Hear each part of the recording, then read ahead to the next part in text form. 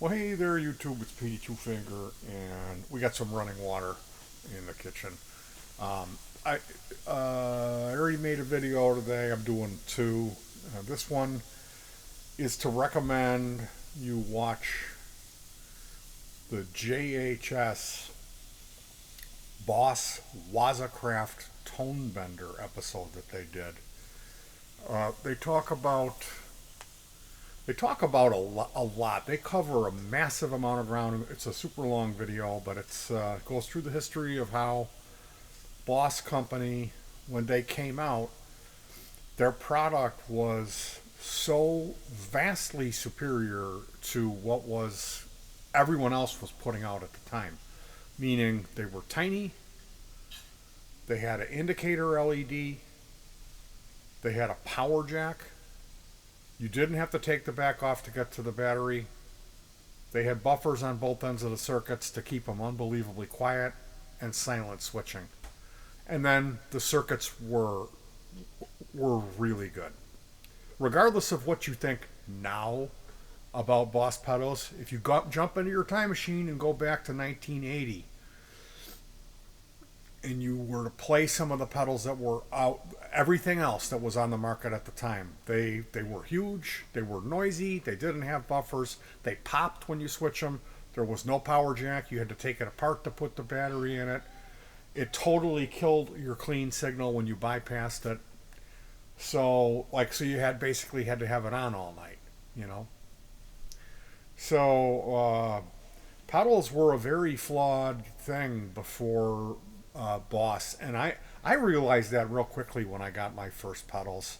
I got a box full of electroharmonics effects and hooked all that stuff up, and then that's great when everything's on, but when you shut them off, where did my clean tone go? It's gone. And then bypassing them and hearing the amp and how good it sounded, how good the guitar sounded, and then plugging them back in and realizing there's nothing wrong here. This is just the effect of loading the signal through all these cables and jacks makes it sound like shit, you know. So the one of the things that they say in that video is Prince didn't need a tone bender, but he used all Boss effects, you know. So the long and short of it was when Boss came out with these products, essentially they killed the market. All these other companies went out of business. MXR, Color Sound, you know, those are the tone bender people, right? So for Boss to come out now and collaborate with Color Sound and come out with this tone bender is really, really, really cool. More than likely, what he said, and I'm quoting, this whole video is me rehashing stuff that they said on the JHS.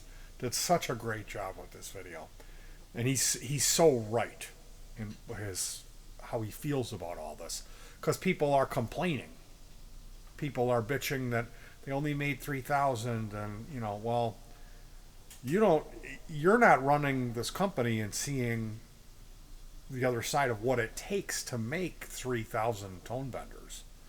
That there's these buckets of thousands of germanium transistors that they had to pay for, that they couldn't use because they weren't the right HFE, and the leakage is all over the place on them. So unless you understand that, unless you've been through the process of building germanium, you will never know. And that explains why there's only 3,000 of these Boss Wazacraft tone bender pedals in existence, and they're selling for $2,000. The scalpers bought them all up, and I wish I would have known. I did hear about it. I did hear about it when it happened, and they were $350. And like an asshole, I should have bought one. I should have done whatever I could to buy one, just to have it. But they were $350, which you have to understand how much it's costing Boss to make this, and that they're paying Color Sound. This is a collaboration. Color Sound has to get paid, Boss has to get paid, and then you have the germanium aspect of it, and that it's literally going to run Boss's assembly line into the ground to make 3,000 of these. So it's a very, very interesting topic if you're into guitar pedals, as I am. I love that stuff. And let's face it, uh, whether or not you like Josh JHS's personality, the guy's a motherfucker. He really is. He knows more. He knows more about pedals than most people in the business do. He really does. And he's doing his thing over there because he loves it. People are bitching because he's controlling the market now. Anytime he does a video, the prices on those pedals shoot up on Reverb. It's like, well, then you know what? If you don't know a fucking thing about the history of guitar effects pedals, and everything that you're learning is from fucking JHS, then you're gonna have to deal with that. You're gonna have to wait 6 months or a couple years to get that pedal that you had no idea fucking existed until Josh told you. Now, me personally, I can't stand Josh.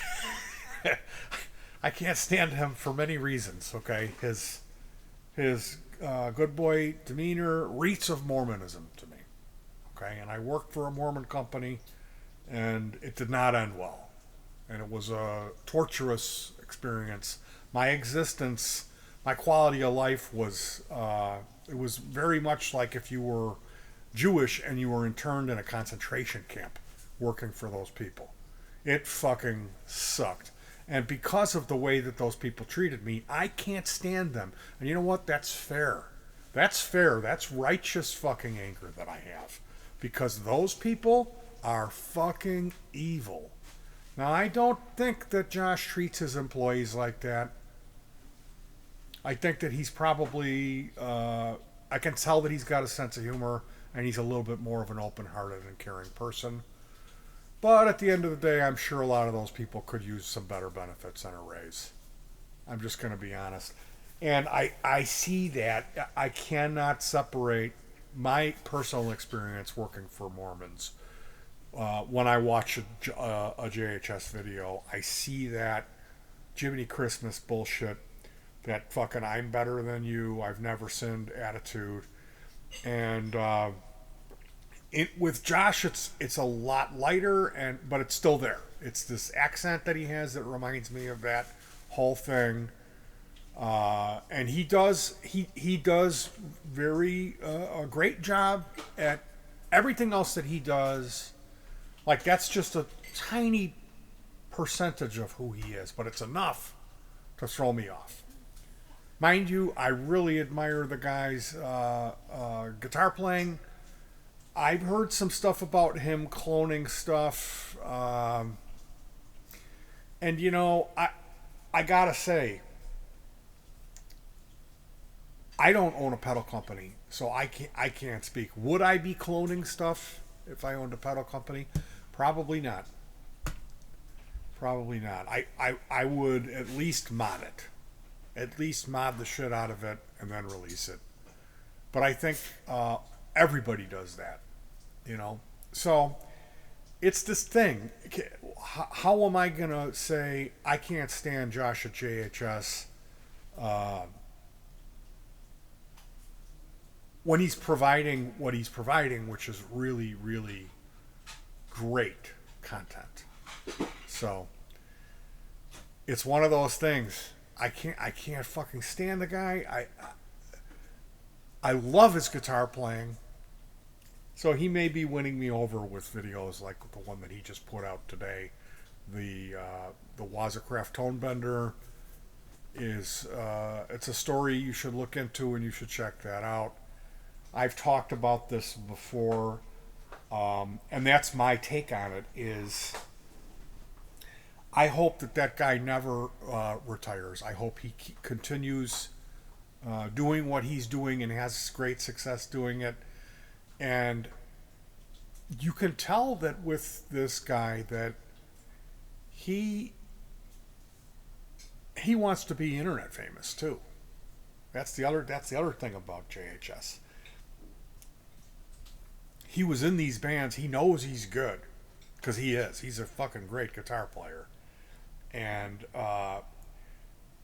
just that whole thing of like all of the original music that they're putting out. That's why I admire him.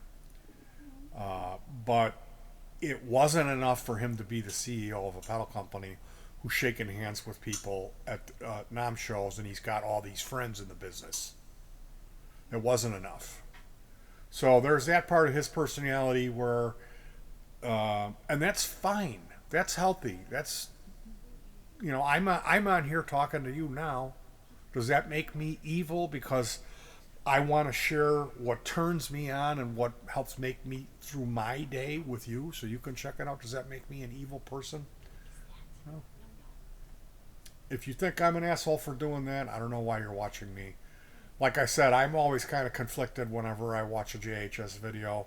I'll see it and it's like it keeps popping up and I'm like, man, I don't want to click on that fucking guy. He just grates on me. And then eventually, like 2 weeks later, I'll watch the video and it's like it just makes my day. So hey, if nothing else, I try to be honest. All right, you guys, enjoy the rest of your day. And I apologize, Church of the Latter Day Saints. You need to treat your fucking employees better. You know, we're human beings. We have our own independent thoughts and feelings. We're not fucking robots.